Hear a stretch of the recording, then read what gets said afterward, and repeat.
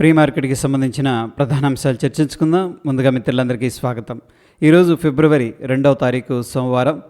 ముందుగా ADR sentiment ఎలా ఉందనేది పరిశీలన చేసినట్టయితే ICICI bank, Infosys, HDFC bank, Wipro ADRs అనేది నెగిటివ్లో క్లోజ్ అవగా డాక్టర్ రెడ్డీస్ ల్యాబ్స్ ఏడీఆర్స్ వచ్చేసరికి సైట్ పాజిటివ్గా క్లోజ్ అయ్యాయి. మొత్తం మీద ఏడీఆర్స్ నుంచి నెగిటివ్ సంకేతాలు అనేది కనిపిస్తూ ఉన్నాయి.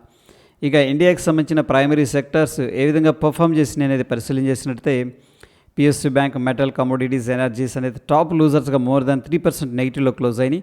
ఒక ఐటీ సెక్టర్ మాత్రం గ్రీన్లో క్లోజ్ అయింది. మొత్తం మీద 90% పైన ఇండియన్ సెక్టర్స్ నెగిటివ్లో క్లోజ్ అయ్యాయి.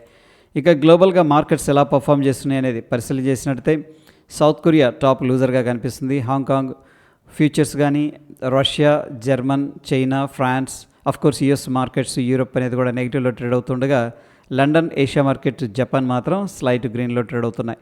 మొత్తం మీద గ్లోబల్గా మార్కెట్స్ అనేది వీక్గా కనిపిస్తూ ఉన్నాయి. ఇక యూఎస్కి సంబంధించిన టాప్ 30 కంపెనీస్ మొన్నటి రోజున ఏ విధంగా పర్ఫామ్ చేసినాయి అనేది పరిశీలన చేసినట్టయితే ఇంటెల్, విసాయే, 3M, United Health, American Express అనేది టాప్ లూజర్స్గా క్లోజ్ అవగా Verizon, Chevron, Coca Cola, Merck and Co, Walmart అనేది టాప్ గెయినర్స్గా క్లోజ్ అయ్యాయి. మొత్తం మీద యూఎస్ మార్కెట్స్ క్లోజ్ అయిన విధానంలో వీక్నెస్ అనేది కనిపిస్తూ ఉంది. గ్లోబల్గా ఎకనామిక్ క్యాలెండర్ అనేది పరిశీలన చేసినట్టయితే నిన్నటి రోజున ఎటువంటి మేజర్ ఈవెంట్స్ అయితే కనిపించట్లేదు. ఈరోజు విషయానికి వచ్చేసరికి సాయంత్రం 8:15 ఎస్ఎంపీ గ్లోబల్ వాళ్ళు మ్యానుఫ్యాక్చరింగ్ పిఎంఐ డేటా అనేది యూఎస్కి సంబంధించింది రిలీజ్ చేస్తారు. సో సింపుల్గా చెప్పాలంటే మ్యానుఫ్యాక్చరింగ్కి డిమాండ్ ఉందా లేదా అనేది ఇక్కడ తెలిసిపోతుంది అనమాట. ఇది వెరీ ఇంపార్టెంట్ డేటా. ఇండియాకి సంబంధించిన ఎకనామిక్ క్యాలెండర్ అనేది పరిశీలన చేసినట్టయితే నిన్నటి రోజున ఇండియా యూనియన్ బడ్జెట్ అనేది స్టార్ట్ అయింది. దానికి సంబంధించిన అప్డేట్స్ అయితే జరిగాయి. ఇక ఈరోజు విషయానికి వచ్చేసరికి ఎటువంటి మేజర్ ఈవెంట్స్ అనేది కనిపించట్లేదు. యూఎస్కి సంబంధించి వాల్ స్ట్రీట్ ఫ్యూచర్స్ వచ్చేసరికి కొద్దిగా నెగిటివ్గా ట్రేడ్ అవటం అనేది జరిగింది. వీక్గా క్లోజ్ అయ్యాయి మొన్నటి రోజున. సో అందరూ కూడా ఎర్నింగ్స్ ఎలా ఉంటాయి, దాని తర్వాత జాబ్స్ డేటా ఎలా ఉంటుందని చెప్పేసి దాని నంబర్ కోసం అయితే ఎదురు చూస్తూ ఉన్నారు. ఇక ఫ్యూచర్ అండ్ ఆప్షన్స్లో ఈరోజు Indus tower, PGL, Policy Bazaar, UPL అనేది రిజల్ట్స్ అయితే అనౌన్స్ చేస్తుంది. ఒకవేళ మార్కెట్ అవర్స్లో రిజల్ట్స్ అనేది అనౌన్స్ చేసిందంటే ఏ పర్టికులర్ స్టాక్స్లో సిగ్నిఫికెంట్గా వాలటాలిటీ ఉండే అవకాశం ఉంది. ఫ్యూచర్ అండ్ ఆప్షన్స్లో సమాన్ క్యాపిటల్ అనేది బ్యాన్ లిస్ట్లో ఉంది. దీంట్లో మనం ఫ్యూచర్స్ అండ్ ఆప్షన్స్ ట్రేడ్ చేయకూడదు. క్యాష్ మార్కెట్ బై సెల్ అనేది చేసుకోవచ్చు. ప్రాబబ్లీ సెయిల్, ఆర్బీఎల్ బ్యాంక్ అనేది బ్యాన్ లిస్ట్లోకి వెళ్ళడానికి ప్రాబిలిటీ అయితే కనిపిస్తూ ఉంది. నిఫ్టీకి సంబంధించిన హీట్ మ్యాప్ అనేది పరిశీలన చేసినట్టయితే నిన్నటి రోజున మనకి యూనియన్ బడ్జెట్ సండే అయినప్పటికీ మార్కెట్స్ అనేది ఓపెన్ ఉన్నాయి. విప్రో అనేది టాప్ గెయినర్గా ఉంది. టీసీఎస్, మ్యాక్స్ హెల్త్, సన్ ఫార్మా, ఇన్ఫోసిస్ అనేది టాప్ గెయినర్స్గా క్లోజ్ అవగా స్టేట్ బ్యాంక్ ఆఫ్ ఇండియా, ఓఎన్జీసీ, బీఈఎల్, జియో ఫైనాన్స్, హిందాల్కో, అదాని పోర్ట్స్ అనేది టాప్ లూజర్స్గా అయితే క్లోజ్ అయ్యాయి. మొత్తం మీద హీట్ మ్యాప్ అనేది పరిశీలన చేసినట్టయితే నిఫ్టీ 50 వీక్గా క్లోజ్ అయిందని చెప్పేసి తెలుస్తూ ఉంది. Individual stocks Aurobindo pharma, PGL, Delhivery, Britannia, Kaynes technologies దీంట్లో సిగ్నిఫికెంట్గా లాంగ్ బిల్డప్ అనేది జరుగుతున్న డేటా అనేది చూపిస్తూ ఉంది. అంటే ప్రైస్ ఇంక్రీజ్ అవుతుంది, ఓపెన్ ఇంట్రెస్ట్ కూడా ఇంక్రీజ్ అవుతుంది. ప్రాబ్లీ ఈ స్టాక్స్ ఇంకొంచెం పైకి వెళ్తాయి అని చెప్పేసి ఎక్స్పెక్టేషన్స్తో participants already long side positions అయితే క్రియేట్ చేసి పెట్టారు. ఐడియా, బ్లూ స్టార్కో, జూబిలెంట్ ఫుడ్ దీంట్లో సిగ్నిఫికెంట్గా షార్ట్ కవరింగ్ అనేది జరుగుతుంది. ఎవరైతే షార్ట్స్ అనేది క్రియేట్ చేశారో వాళ్ళు రికవర్ చేస్తున్నారు. దీనివల్ల కొంత బౌన్స్ అనేది జరిగే అవకాశం ఉంటుంది. హుడ్కో, హిందాల్కో, అంబుజా సిమెంట్, మణప్పురం, ఆర్ఎస్ లిమిటెడ్ దీంట్లో సిగ్నిఫికెంట్గా షార్ట్ బిల్డప్ అనేది జరుగుతున్నట్టు డేటా అనేది చూపిస్తుంది. ప్రైస్ కిందకి వెళ్ళిపోతుంది, ఓపెన్ ఇంట్రెస్ట్ అనేది సిగ్నిఫికెంట్గా రైజ్ అవుతుంది. ప్రాబ్లీ ఈ స్టాక్స్ ఇంకొంచెం కిందకి వెళ్తాయి అని చెప్పేసి ఎక్స్పెక్టేషన్స్తో participants already short side positions అయితే క్రియేట్ చేసి పెట్టారు. ఎంసీఎక్స్, పిఎన్బి హౌసింగ్, వోల్టాస్ దీంట్లో సిగ్నిఫికెంట్గా లాంగ్ అన్వైండింగ్ అనేది కనిపిస్తుంది. అంటే ఎవరైతే లాంగ్స్ అనేది హోల్డ్ చేస్తున్నారో వాళ్ళు ఎగ్జిట్ అవుతున్నారు. సో వీళ్ళ ఎగ్జిట్ వల్ల ఏంటంటే టెంపరీగా కొంత సెల్లింగ్ ప్రెషర్ అనేది ఉండే అవకాశం ఉంది. ఫ్యూచర్స్లో బిల్డప్ ఎలా ఉందనేది పరిశీలన చేసినట్టయితే లాంగ్ సైడ్ 40%, షార్ట్ సైడ్ 45% అనేది కనిపిస్తుంది. స్లైట్గా బ్యారిష్ సైడ్ పొజిషన్స్ అయితే ఉన్నట్టు మనకు అర్థమవుతుంది. ఇక నిఫ్టీకి సంబంధించిన ఫ్యూచర్ చార్ట్ అనేది అబ్జర్వ్ చేస్తూ వస్తూ ఉన్నాం. నిన్నటి రోజున అయితే వెరీ సిగ్నిఫికెంట్ బ్యారిష్ క్యాండిల్ అనేది రావడం జరిగింది. So based on the price and open interest interpretation ఏం చెప్తుందంటే షార్ట్ బిల్డప్ అనేది జరిగినట్టు చెప్తూ ఉంది.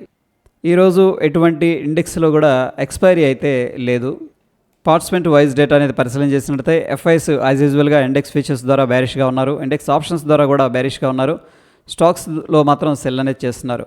ప్రొప్రైటరీ విషయానికి వచ్చేసరికి ఇండెక్స్ ఫీచర్స్ ద్వారా బుల్లిష్గా ఉన్నారు, స్టాక్ ఫీచర్స్ ద్వారా బుల్లిష్గా ఉన్నారు, ఇండెక్స్ ఆప్షన్స్ ద్వారా బేరిష్గా ఉన్నారు. క్లయింట్ ఇండెక్స్ ఫీచర్స్ ద్వారా బుల్లిష్గా ఉన్నారు, ఇండెక్స్ ఆప్షన్స్ ద్వారా కూడా బుల్లిష్గా ఉన్నారు. డిఐస్ మాత్రం స్టాక్స్లో సేల్ చేసినట్టు తెలుస్తుంది. మొత్తం మీద ఎఫ్ఐఎస్ 588 కోట్లు క్యాష్ మార్కెట్లో సేల్ చేసినట్టు తెలుస్తుంది. డిఐస్ ఏమో 683 కోట్లు క్యాష్ మార్కెట్లో సెల్ చేశారు.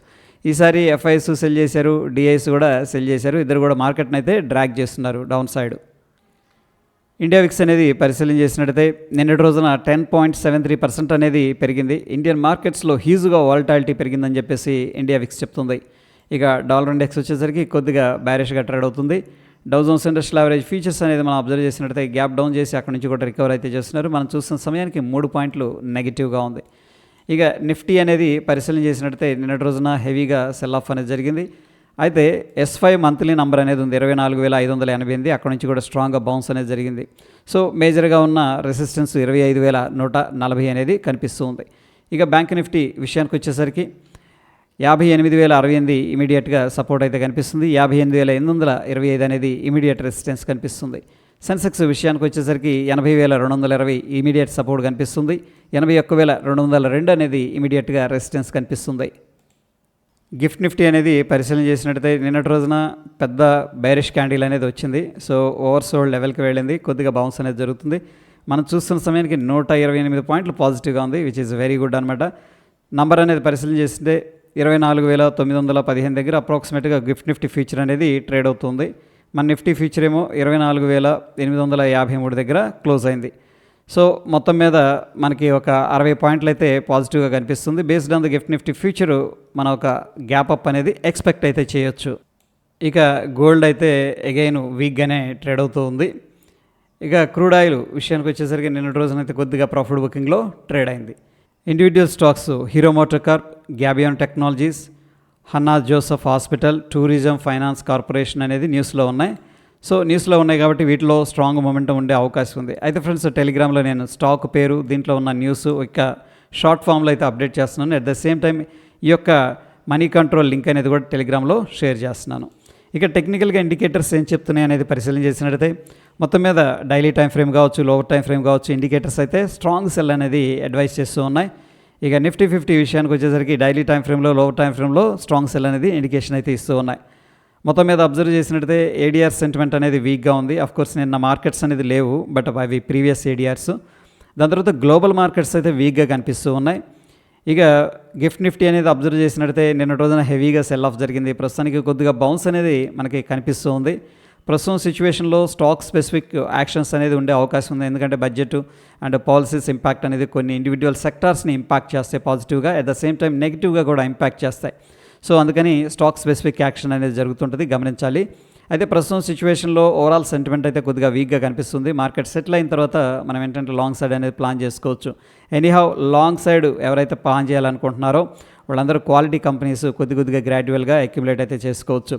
సో ఇది ఫ్రెండ్స్ ప్రీ మార్కెట్కి సంబంధించిన అప్డేట్స్. ఎటువంటి క్రిటికల్ అప్డేట్స్ ఉన్న టెలిగ్రామ్లో షేర్ చేస్తాను. ఫ్రెండ్స్, వీడియో ఇన్ఫర్మేటివ్గా అనిపిస్తే తప్పకుండా లైక్ చేసి మీ యొక్క సపోర్ట్ అనేది తెలియజేయండి. మరొక ఇంట్రెస్టింగ్ ఎపిసోడ్ మళ్ళీ కలుసుకుందాం. Stay tune. ధన్యవాదాలు.